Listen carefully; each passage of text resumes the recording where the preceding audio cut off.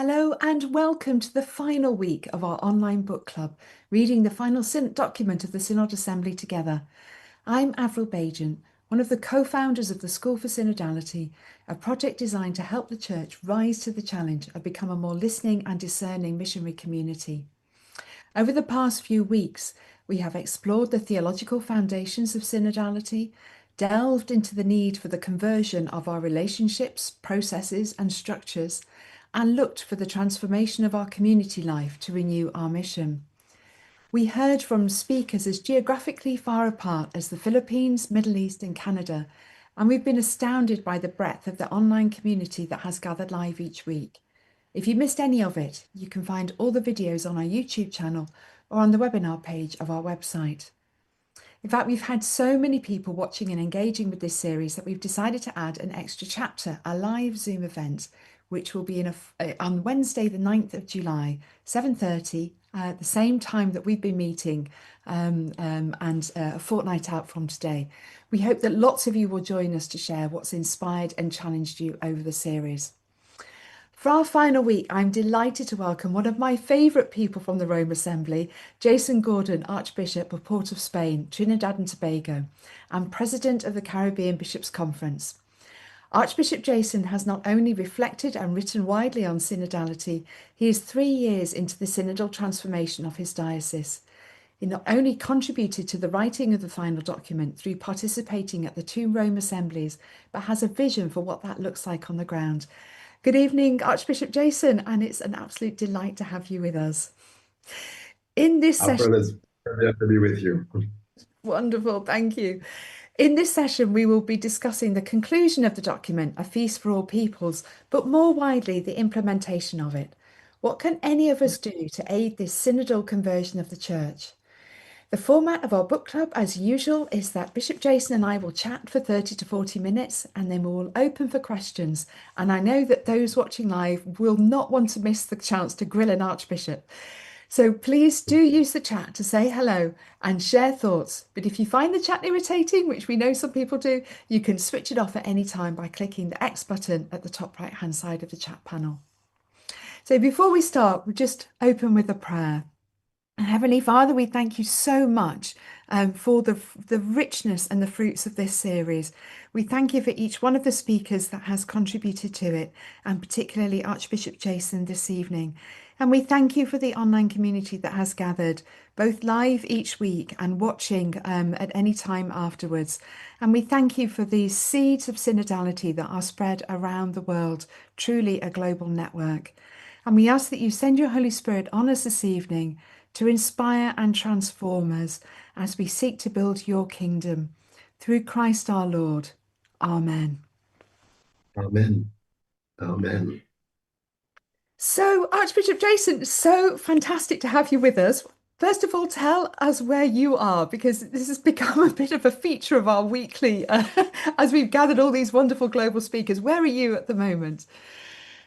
Right now, I'm in the island of Curacao, which is just off the coast of Venezuela. I belong to Trinidad and Tobago, which is also just off the coast of Venezuela in a couple hundred miles away from here. But Curacao is not only one of the metropolitan dioceses of Port of Spain, but I'm the administrator of it right now. So, yes, you do have to get around in your role. So tell us, first of all, what have been your experience of synodality? What's your journey been so far? Synodality for me was a wake-up call. When the synod was first announced, I said, okay, I've been a bishop long enough. I've prepared for 2 other synods at the diocesan level. I kind of knew what we had to do. And so when the call came to put a synod team together, I didn't, because I said, I want to see what the team is asked to do before I know which skill sets it needs. And when the document came out, and that would have been in August 2021 or 2022, and I read it, I said, this is different. This is so different from the one on the family, the one on the youth that we have done before. See, this is not a usual team like what we've done before. And then I rethought everything that I was going to do. and pulled a very different kind of team together. And they were just really, really good in leading the synod. But why I say it's been a challenge for me is that when we'd had our first rounds and I listened to what came back from the first rounds, I actually read it about 7 times before I found hope in it because it really sounded dark. And then eventually I realized, no, this is people who have a desire for something different in their church. And that's why this is hopeful. But from that, we really did a lot of work responding to the first rounds. And what we saw in the diocese, we pulled all of our priests together for a week and went through how do we listen, how do we receive, how do we engage, and started doing training on both listening and the foundations of synodality. And that would have been in 2022 and early 2023. And then we carried our leaders through listening exercises also before the synod. Then in 2023, in September, before going to the synod, I realized this is a major event, but this is really a game changer in the church. So I appointed a director of synodal transformation for the Archdiocese of Port of Spain. And people say, well, why are you doing this? I said, because this is not just a synod and then we sail on. This synod is going to ask us to do some things, and somebody has to have that responsibility. What the synod has done for us is change the way that we do church. So from 2023, after October sitting, between then and now, our priests have had about 10 or 11 conversations in the Spirit. And some of those would be just the priests alone, and then some of them would be the priests and leaders, which would be like 700 people, parish councils, finance councils, everything across all the leaders of the diocese coming together for like a day assembly, and we would do a conversation in the Spirit there. So the priests and the leaders have been exposed to conversation in the Spirit. Then Father Peter, who is the director for synodal transformation, has been training facilitators to facilitate conversation in the Spirit. He trained 70 in his first go, and he's trained another 60 or so since then. Then he's been training the priests. And now he's actually been training the bishops of the AEC conference. So the whole conference of bishops. So this morning we had a formation with Father Peter for 2 hours on leading a synodal church. Because the bishops of the region together in our annual meeting in May last year decided that we would take each diocese to a diocesan synod using the model, and then we will take the whole conference to an assembly using this model. So we're now looking at how to embed synodality at all the levels of the church throughout our whole Episcopal conference. Wow. It's just so impressive listening to you. So we're going to dive into the kind of roots of that and, how you went about doing it. But I know, first of all, you wanted to share with us, I was going to ask you anyway, what are the standout ideas from the document for you? And I think you've got a really helpful framework for us and to help us grapple with it. The final document is huge. I love the document. But each time I read, I stop and I meditate. And it's big, it's deep, it's wide. But I thought I'd try to extract a few ideas that I think press each one of us to conversion of heart. So the first idea is the idea of the common baptism as a foundation for ministry. So priesthood or ordination is not the foundation of ministry. Baptism is the foundation of ministry. And this is retrieving something that I think is so important in the life of the church today.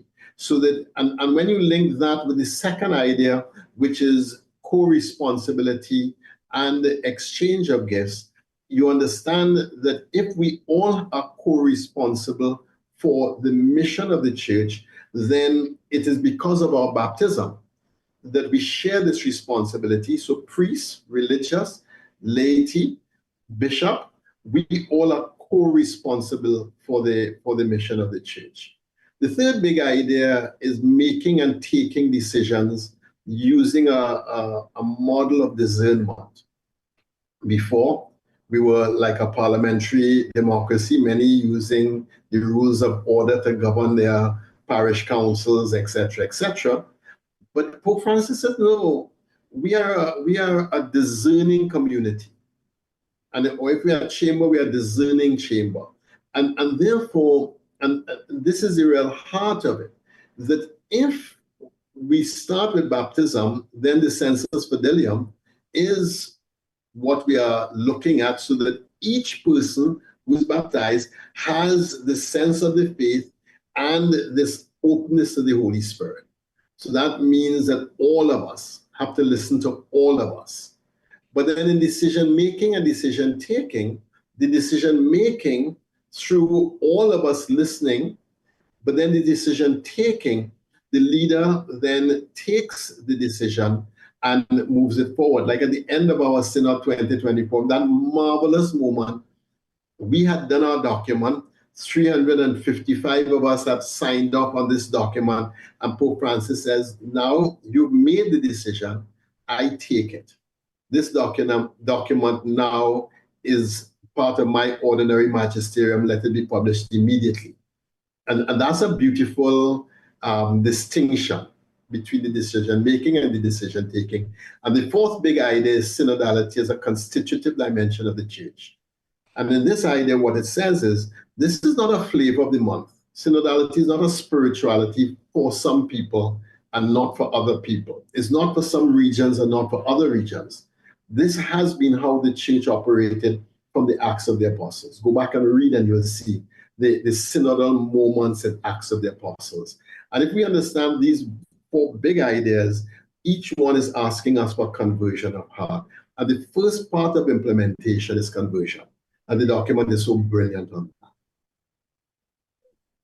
That's fantastic. That's fantastic. And I think you had a notion of kind of 4 marks of a synodal church, which I think is a really helpful way of thinking about this. You know, in the early church, it took 300 years for them to have the 4 marks, one Holy Catholic and Apostolic. During the Synod, a very good African theologian and myself were having this conversation about the marks of the church. And after looking at the document, relating, listening, discerning, and self-emptying are the 4 marks I see of a synodal church. Why is this important? Well, each one of us is called to embody these 4 marks. The document is clear that relating, listening, and discerning call us to conversion. I have a slide where, number 10, where I pulled the 2 ideas together, where you see these 4 foundational, big theological ideas, which each one is really a belief, comes up with the 4 fruits, if you would like, of relating, listening, discerning, and self-emptying. These together invites us to something of a newness of the church that is so ancient. Because if you go back and read Acts of the Apostles, you'd see the church as a listening church. You see the church as relating. You see the church as a discerning church. You see the church as a self-emptying church where it is the will of God that is most important, not my will. So what can I do? Well, let's start by recognizing that this call of synodality impacts upon you directly wherever you are. I want to go to number 11. Chris Loney wrote this wonderful little book, Everybody Leads. So he's a management theorist in the secular world, turned his gaze to the Catholic Church and says that we are facing the greatest crisis that the church has faced since the Reformation. People are leaving in greater numbers today than in the Reformation. And one of the things is that we have to recognize everybody leads from wherever we are. And that's what I really want to put before us. So what can we do? So if you're a lay person, what can you do? Well, are you in a family? How do you listen within your family? What are the relationships like within the family? Does the family discern for big decisions, or are big decisions just taken? Is there a sense of self-emptying, a sense of understanding that it's not really about my will, it's about the will of God in what we do here, and then a desire for not for me to impose my will on other people, but to find God's will together within this family. You know, after one of my lectures on synodality, and I said that synodality has to start in the family, and the family must become a school of synodality. One of the leaders in marriage commission said to me, well, how can that happen? I said, well, if you have teenage kids and there is a particular tension that happens over and over again, rather than just fighting it out, why not pause and ask, what's the real issue here that we are in disagreement on? Write up a matter for discernment, let everybody pray about it, and come to a conversation in the spirit on it. Sometime later, he said to me, you know, my wife, myself, and our teenagers were having this terrible argument, and it was happening over and over. And I remembered what you said, and I did it. It was like magic that we were able to hear each other on the issue for the first time. That on the first rounds, when everybody said what they had to say, we were able to hear. And in the second rounds, when we had to repeat what struck us from the other person, we were able to hear that other person.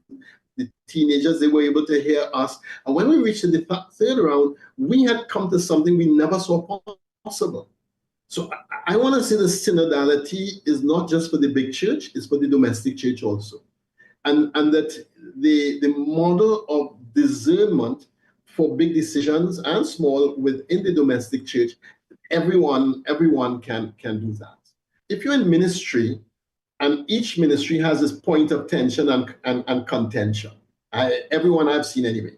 Maybe in England and wherever you are, you don't have those great personalities. I'm not sure. But anyway, why not, if there's a particular matter that we keep stumbling over, discerning it and asking, what is the matter for discernment here? And then really writing it up formally, give everyone, and then come back to a conversation in the spirit on it. Religious have been great. They've been doing synodal work in their chapters for many, many years. And very often, if you're not sure where to go to get help in this, a religious congregation is usually a good way to go, because they have been experienced in doing discernment and communal discernment through what they do. What can a clergy do? What can a priest do? Well, you can transform your parish council. So my thing is, at the top of every major meeting that we have should be whatever matter for discernment that we have, that we're working with at that time. And that should be top of the agenda. And it should be done formally. And then after that, the business and the decision making and the information comes. So a priest could decide to engage your parish council in a single matter for discernment in one meeting, just to be able to have that come together and move the parish council forward. What can the bishop do? Oh, well, what I did was start with conversation in the spirit with my priests. And we did them over and over. We would meet, we'd have half an hour of adoration with everybody having the matter of discernment, which they would have had a week before. Come have the conversation, take the synthesis, pull them together, and then that synthesis coming out of the conversation is what leads us to the next step of our journey and to the next step of the mission that we are working with. So each time we do it, it moves us along, but it brings us more closer together. what I have found is over the time of doing conversation in the spirit with the priest, the communion among the priests has grown tremendously.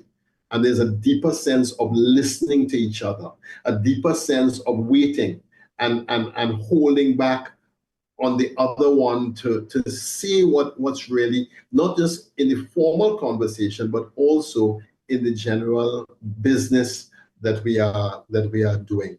That it changes the way that we actually listen, that we relate, that we discern, and there's a self-emptying that you start to see that is happening through the way of doing church that is synodality. So that's something that I think each one of us, whatever our state of life, can do in to move the church towards a synodal church. I love the idea of having the matter for discernment. I don't think we've really kind of got that sorted yet. So you would write something down, you would be very formal about it, and you would give people chance to reflect, and then they would come together. So could you give us an example of what might that look like in a parish then? So in a parish, so let me take the Diocese of Curacao, which I am where I'm here. I brought the vicars together when I was first appointed as administrator.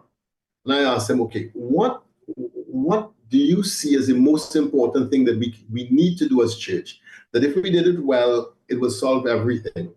And they had conversations and we did different processes and they said union and communion. Because it's 6 islands, clergy coming from about 18 or 19 different nationalities, with about 5 different language groups, with theological spectrum everywhere.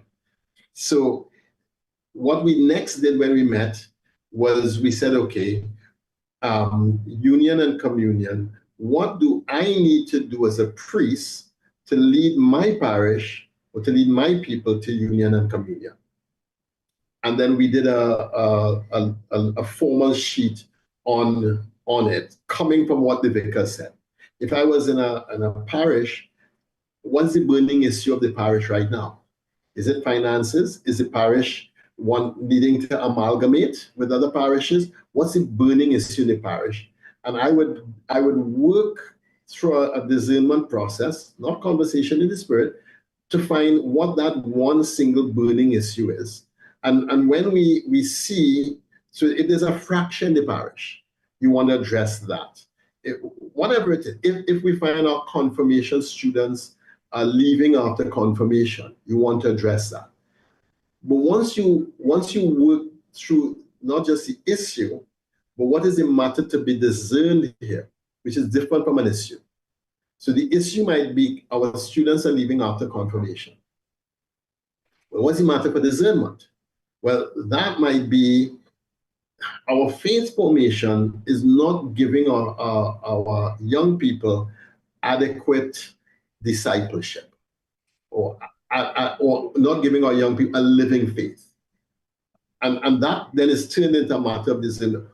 What can we do to ensure that our young people in 2 years of formation leave with a living faith? So you understand how the problem I can see that. Yeah. I think it's really helpful because I think what you're also helping us to do is to say that you can have a problem, but if you just stick with the problem, we don't get out of that. We just lament over and over again. Why are our young people leaving? Why are our young people leaving? But actually, there's a specific. Can you tell us then, how would you get from the problem to the matter of discernment?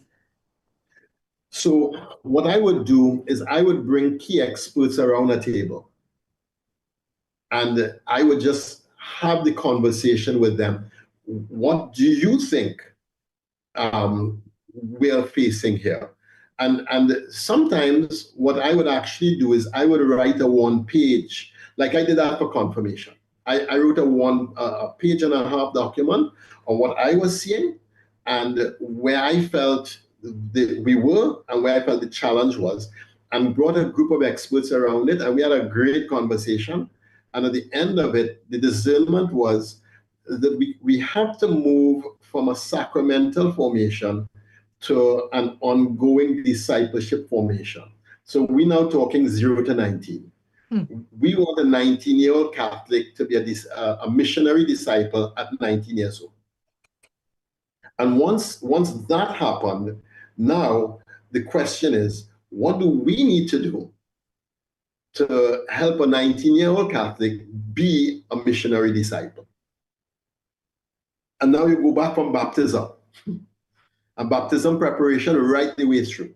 So it's not that we're doing away with the sacraments, but we're seeing our formation not as episodic based on sacraments, but we're seeing our formation as continuous discipleship formation based on the needs to arrive at missionary discipleship by 90.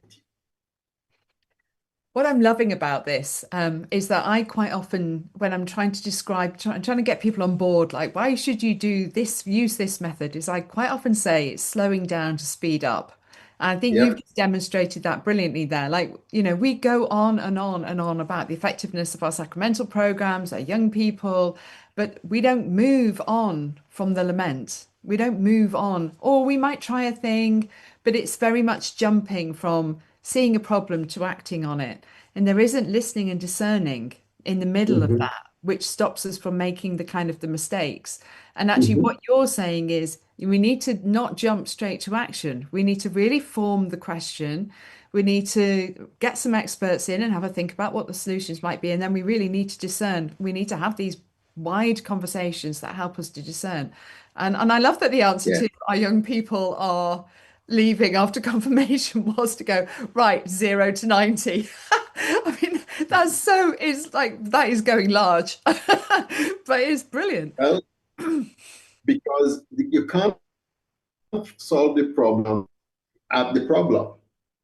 Because if they come in and they need remedial faith at 14, then by 2 years on, you're going to want to make that program 3 years and you're going to want to increase it and increase it. No, let's understand that the problem is that we're no longer giving our children faith in the family.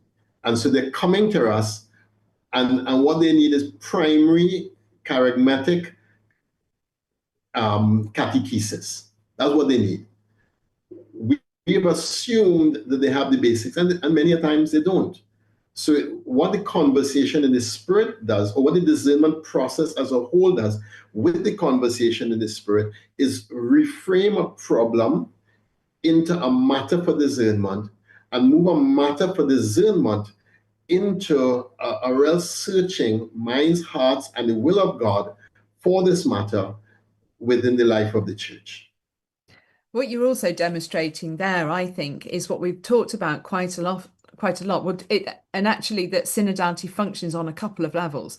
So you've got deep Yeah. conversion and transformation of your structures, but you've also got synodality is just a good tool. It's a good tool to answer a question and to solve a problem. It is. Like right now, the conversation we are having in our diocese is how do we embed synodality in the parish and vicariate structures? So our vicars have gone through a 2-year formation in leading a synodal church. And now each vicar is going to do a pilot project in their parish on what a synodal church parish actually looks like, and tease it out, and a synod transformation team for them, which will eventually go to other parishes.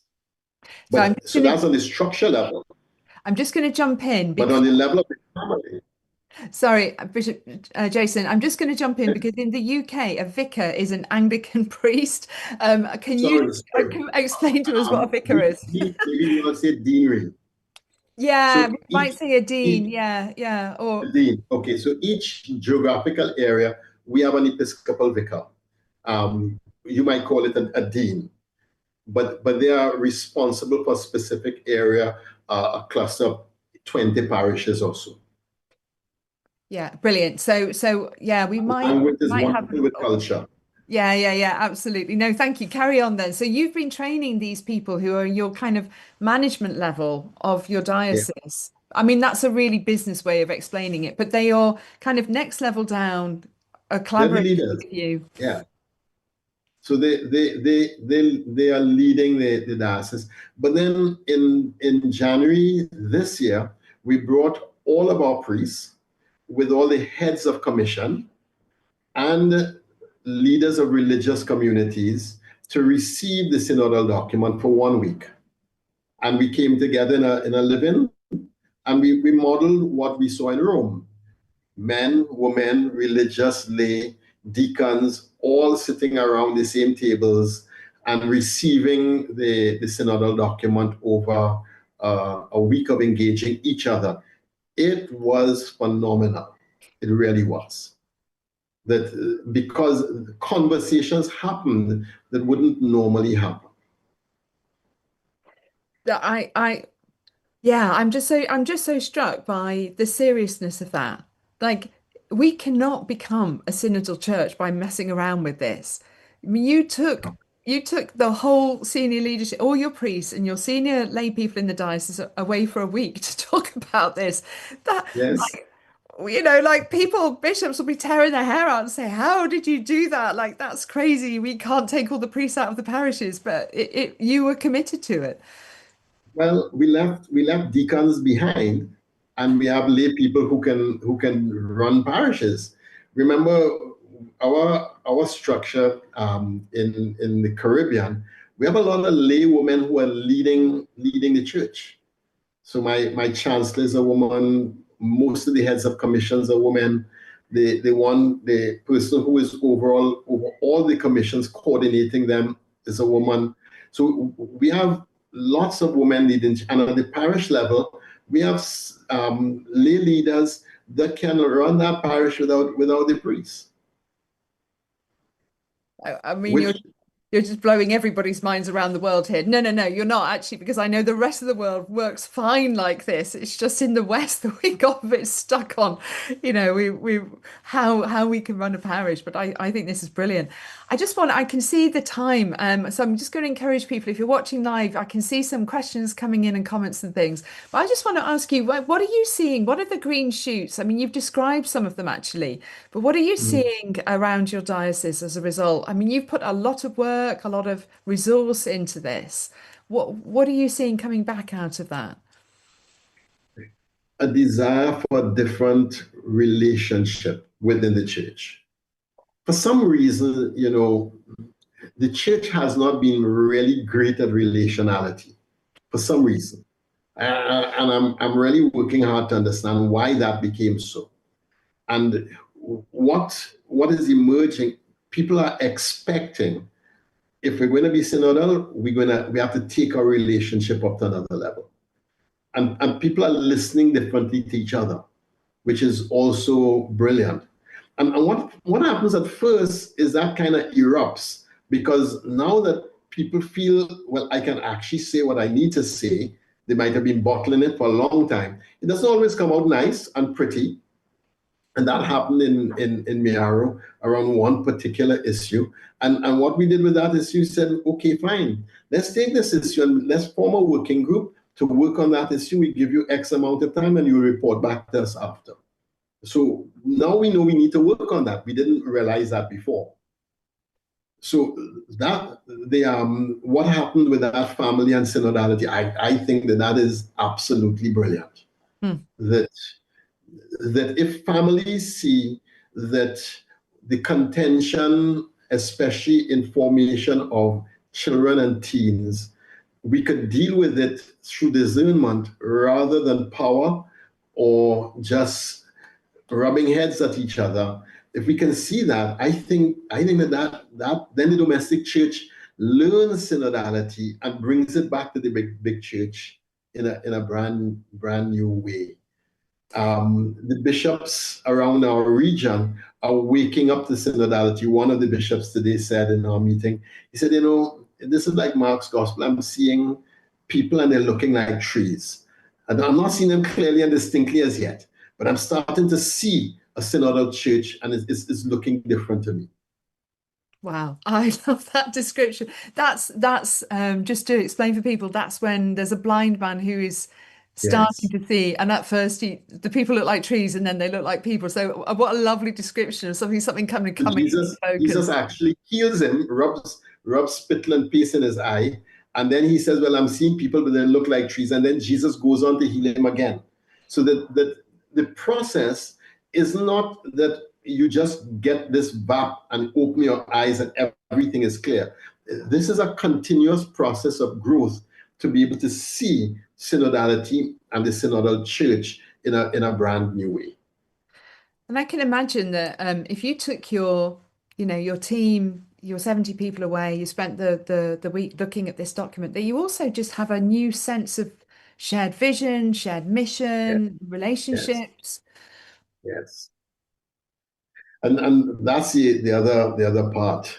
So for a while, long before Pope Francis had introduced synodality, I became dissatisfied with the ways that we did policy, for instance, just as another example.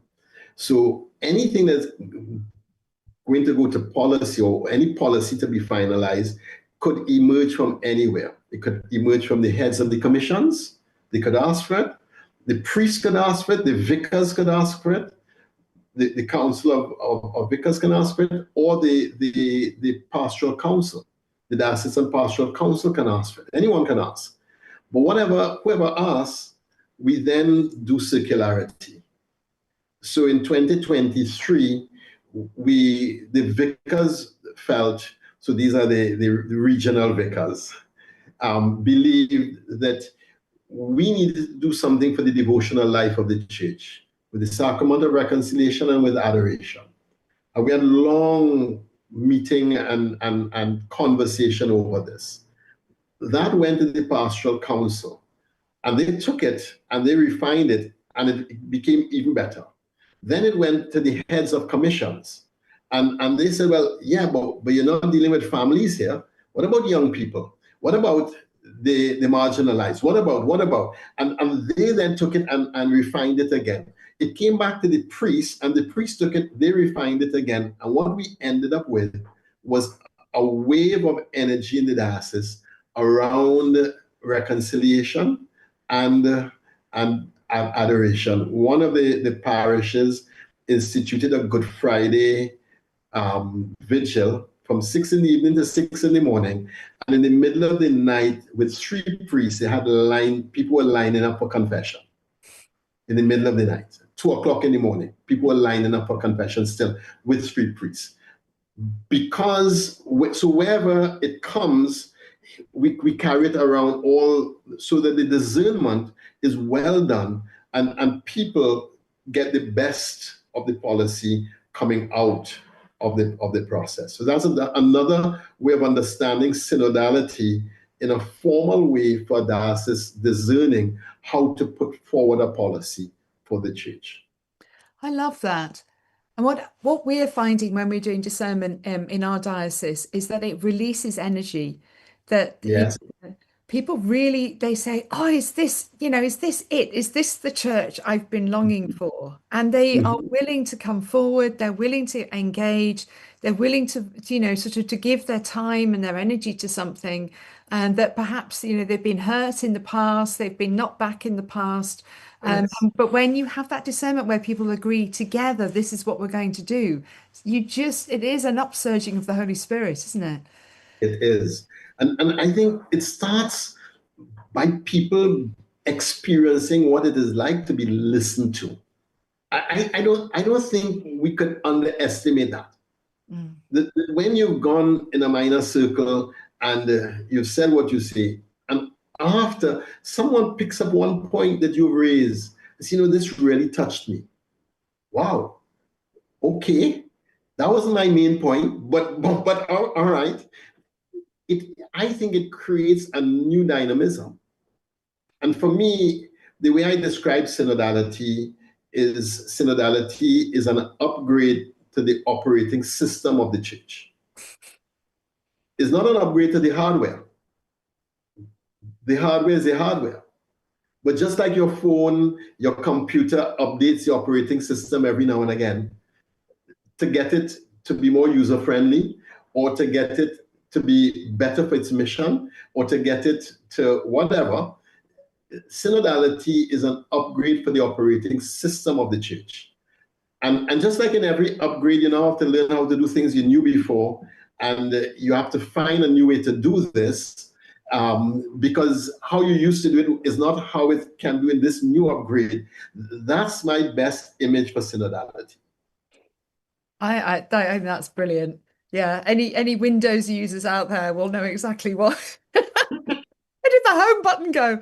I think, but the doctrine doesn't change. That's the thing. Well, like the teaching of the church is the teaching of the church, but The hardware remains the hardware. Yeah, exactly. It's And the user interface. and new ways of interpreting that and sharing that and experiencing that as a community. Yeah. So I need to ask you, what was your favorite text? First of all, before we jump into questions. I had so many favorite texts, I didn't know what to do. You really stumped me on that question. You really did. So I thought I'll give you two. And one of them, synodality is a constitutive dimension of the church.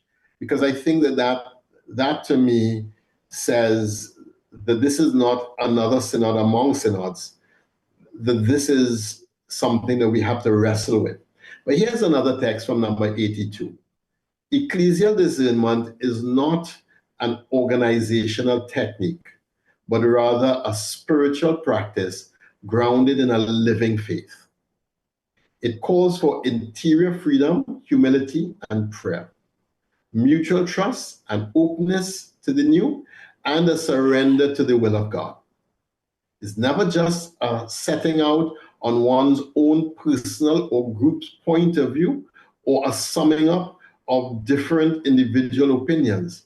Each person speaking according to their conscience is called to open themselves to the other who shares according to their conscience. In this sharing, they seek to recognize together what the Spirit is saying to the churches. I think that's such a beautiful summary of what we experienced in Rome for those 2 months. Yeah, it is. It's absolutely fantastic. And actually, it's such a great text for if you're in a parish, just take that. Like, if you don't know where to start with synodality, take paragraph 82 and just say, okay, how could this transform our life? And do a Lectio on it. And actually, I think School for Synodality, we're doing a monthly Lectio at the moment, and I think that was our passage from last month, because it was just it's such a cracking passage. It's so good. It pulls so much together. Yeah, it's got the dispositions, Can you just explain to people, because constitutive is one of those technical theological words. I'm not sure everybody, certainly I think I need a bit more on this. Just tell me what it means that something's constitutive rather than just a good thing. So in 1971, the bishops meeting in synod around social justice had this really big debate. Is social justice just something in the church? Or is it constitutive to the church? Means it is part of the essential that constitutes the church. That without it, the church would be fundamentally damaged. Like liturgy is constitutive to the church. Social justice is constitutive to the church. Evangelization is constitutive to the church. Without it, the church is impaired. So the bishops of 71 had this to and fro, and then this wonderful phrase came up: action on behalf of justice and the transformation of the world we consider to be a constitutive dimension of the preaching of the gospel and the transformation of the world. And so the bishops of 71 had that debate. In 2024, we had that debate also. Many people wanted to leave synodality as nearly a spirituality. Well, you have Dominican spirituality, you have Ignatian spirituality, you have Augustinian spirituality now in the church. Not now, but leading the church. You have all these different spiritualities. So if synodality is a spirituality, then we can choose this spirituality as opposed to that spirituality. if synodality is constitutive to the church, what it says is that whatever your spirituality, synodality is essentially part or integrally part of the very fabric and life of the church, and is not something that we can do without. That's so helpful. Thank you. So I'm going to just move on to the questions now because we've had some great questions coming in, and people really want to know, how did you get the priests who really didn't like this on board? And we've asked this question to, I think, probably all of our speakers. But we got a bishop in the chair this week. So how did you get your reluctant priests to get on board with this? We use our monthly priest meeting, and we did the work in the monthly priest meeting and hosted our first conversation in the spirit. And we prepared well for it. Matter for discernment. What do I as priest need to do to lead a synodal church? Gave them a page and a half, and then brought them to adoration in silence. And they had the matter for discernment printed out, handed to them, that they were pondering before the Lord. They left and came to the hall where we had the round table set up and started the conversation, leading it from the head table, step by step. And then they all wrote and sent it in. When that first conversation had happened, something happened within the priests, even those who are most reluctant, let us say, on synodality. And then when the synthesis of that, because we had about 7 or 8 tables, when that synthesis came and we sent it back to the priests, and in our next meeting, we worked through it on the tables and asked, all your key ideas, are they represented here? And we gleaned a second round of discernment. Then the next, we picked one area, which was spiritual formation, which was one of the key things they said we needed. And then we did a conversation in the spirit on spiritual formation and priesthood. And that then led us to a number of other areas. So we took it not as an episode, we took it as a journey. And we are still on that synodal journey, walking together on this. Some are going faster, some are going slower. But we are all on this journey together. And what I've experienced is that with synodality, if you try to convince somebody of it by an idea, it's difficult. Give them an experience, and all of a sudden their eyes open up and they say, oh, wow, this is what you're talking about. And I think the introduction for synodality comes first from the experience of a conversation in the spirit that is done well. And seeing how that transforms a group and the action coming out of a group, then people start to see differently. So, I mean, well, firstly, I think it's quite unusual to have monthly meetings of your priests. I'm not sure. I don't know how things work in other dioceses across the UK, but I think that's quite unusual. So I think that's you exercising a bit of collaborative leadership and actually just bringing them together. But secondly, I wonder just, in those places where the priests, I mean, people don't even need to be anti this. They can just be busy, right? Like, I don't have time to sit down, read this document. It's too hard. Like, I've got no idea. How do I do this? So maybe people's approach is to start with, one of these matters for discernment. Let's say, get the priest to, invite the priest along to sit. And maybe not a thing about him, right, folks? Like we don't want to in a conversation in the spirit discussing why the priest preaching is so dreadful. Let's not do that to people. No. But something where like, what is our social outreach in this neighborhood? And actually to have the priest to sit with everybody and listen to, and be part of the conversation, be able to speak out, actually just have that experience of going around the circle and hearing all those voices. Yes. Experience first. Then the ideas come after, and people want to understand it more deeply afterwards.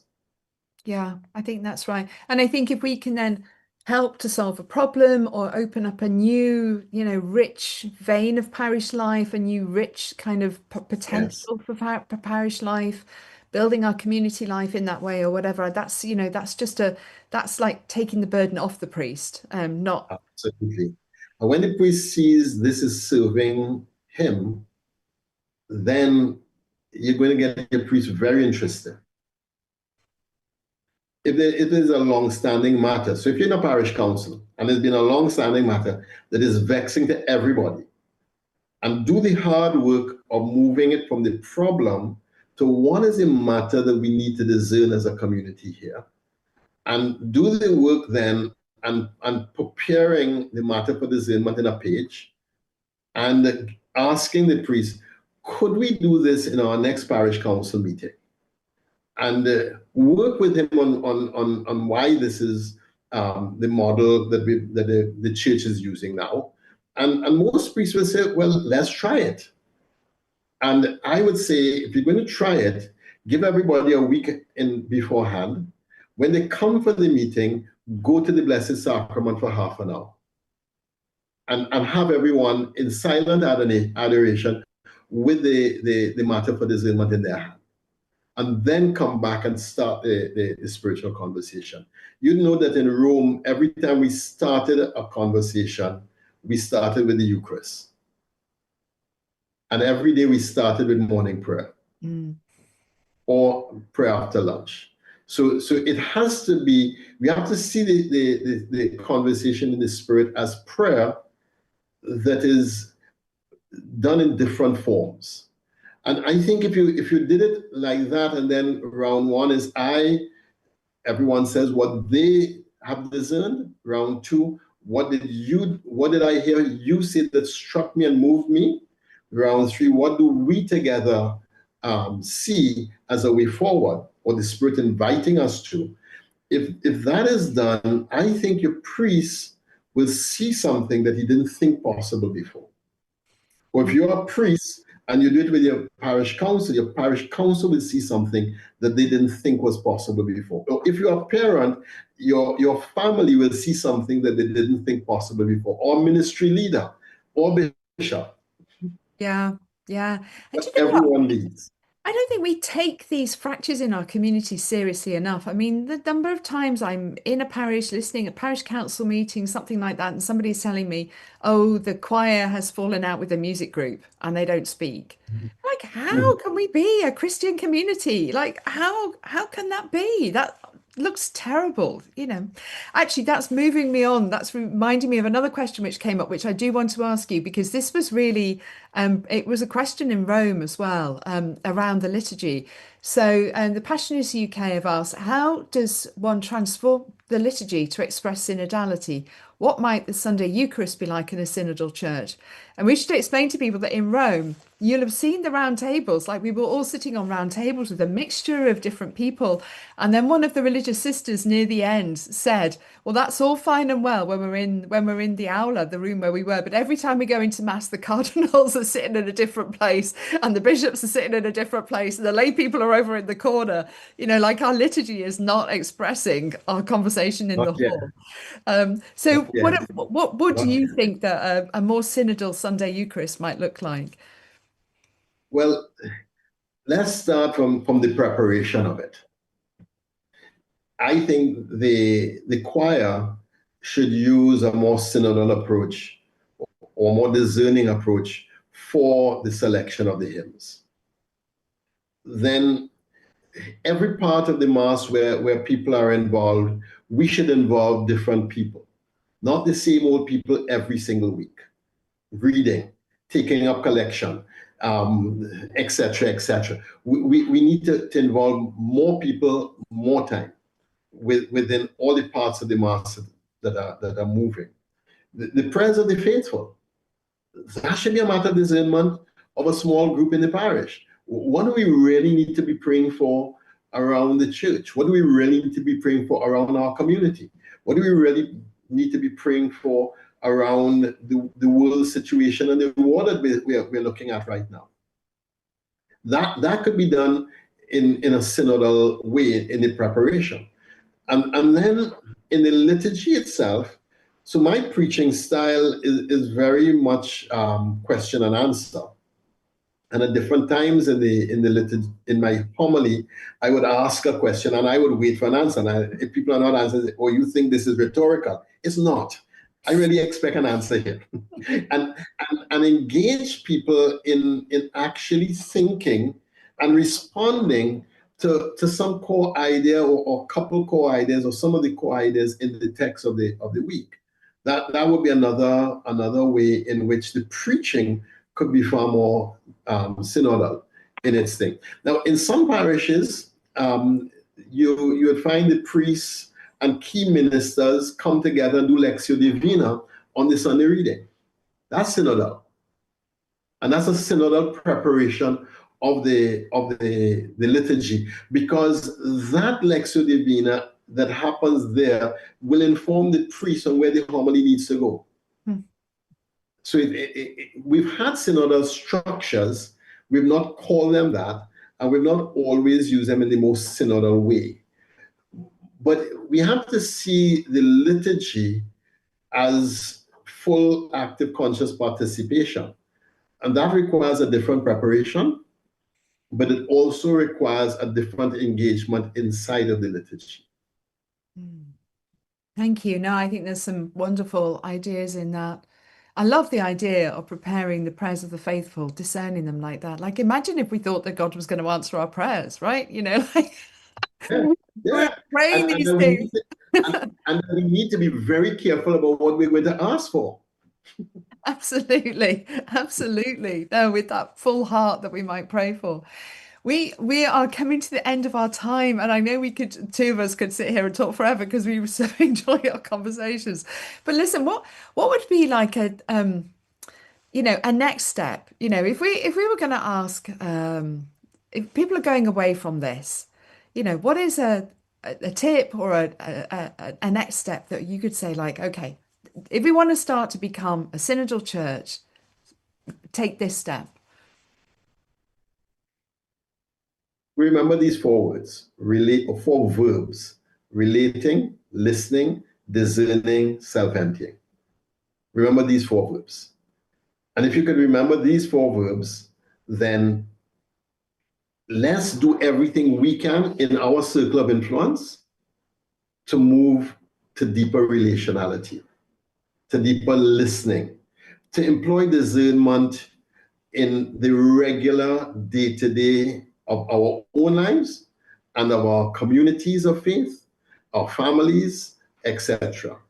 And then self-emptying. There's no synodality without self-emptying. Though his state was divine, he did not cling to his equality with God, but he emptied himself to become human, and even more unto death on a cross. Therefore, God highly exalted him. So the self-emptying is what allows God to fill to the utter fullness.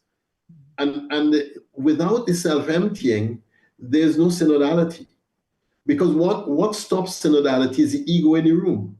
What stops synodality is my ego wanting to impose on your ego and your ego wanting to impose on my ego. St. Paul says it so beautifully in Ephesians 5. Husbands and wives, give way to one another in the Lord. That's not the husband obeying the wife or the wife obeying the husband. That's the husband and the wife together seeking the will of God in obedience to the will of God. That means both have to empty for the will of God to be achieved. And that's at the core of a synodal church. And that's why synodality can't happen without discipleship. And discipleship moving from 101, 201, 301, 401. We have to move levels of discipleship. And so what's your next step leaving here? Ask yourself about how am I relating? How am I listening? How am I discerning in my everyday life? And am I imposing ego, or am I willing to do self-emptying? Start there. The second step, so that's personal conversion. The second step, take conversation in the spirit. Find in some circle that you're in a matter for discernment and bring people together and have a wonderful conversation in the spirit and see what the Lord says out of that. Perfect. Perfect. Thank you so much. What a fantastic ending to our series. And it really has just been such a joy. And I felt like I've grown and grown myself in my understanding. I mean, we would love to hear from everybody, like, what has really changed for you? You know, I feel like Jos in the first week gave us that understanding of just setting sail, you know, putting up our getting into our little dinghy and putting the sail up and then flying out into the sea. Anna on Mm. week two gave us a beautiful notion of abundance. Like we're a church of abundance. The Holy Spirit is overflowing in our church, which is so gorgeous. Estella in week three then talked about the conversion of processes, and she meant proper conversion. Like if our structures cannot be converted and not just changed up a bit, if they cannot be converted, to listen to everybody, to listen to those on the streets, to listen to the street kids, to listen to, you know, all kinds of different people, we're not going anywhere. Kathy told us that the position of the Pope and the understanding of our bonds as a church is really important to us as a local community, because that's demonstrating something about synodal leadership. Last week we heard from David and Sandra, who gave us this brilliant notion of what it means to be formed, the kind of dispositions, the kind of approaches that we need for synodality. And this week, Archbishop Jason, you have given us really, really beautiful. It's not, I don't know, it was practical, but it was also really spiritual. So just absolutely fantastic. So I'm going away brimming with ideas you know, sort of feeling really, really inspired. So thank you so much. Thank you for everything that you've brought to us this week. My pleasure to be with you, and to all who would participate in this. Many, many blessings. Synodality is an ancient treasure and an upgraded system that we've now received. So let's really treasure it very, very well. God bless you. Thank you so much. Thank you so much. So as this series draws to a close, I want to thank everybody who's taken part, our fabulous speakers, those around the world who've joined us live, and we've been astonished at the different places that people have been coming together with us for, people who shared the videos, spread the word, people who've been watching them not live with us and then sharing them with friends, people who got in touch to share their ideas and stories. At the School for Synodality, this community is really important. The whole idea of a school, and the reason why we called it this, is that we can learn together what it means to be a synodal church. I want to thank the School for Synodality team for making this possible, a whole bunch of people behind there helping to make it all happen, especially Father Matthew Nunes, who's been doing all the tech for us, as well as joining me on a couple of sessions. However, the end of the series is not the end of our adventure in synodality. You can find lots of resources for taking those next steps on our website, including the extra chapter on the 9th of July and sign-ups for our next round of facilitator training starting soon. Do share this webinar with anyone you think would be interested as we walk our synodal journey together. God bless and goodbye.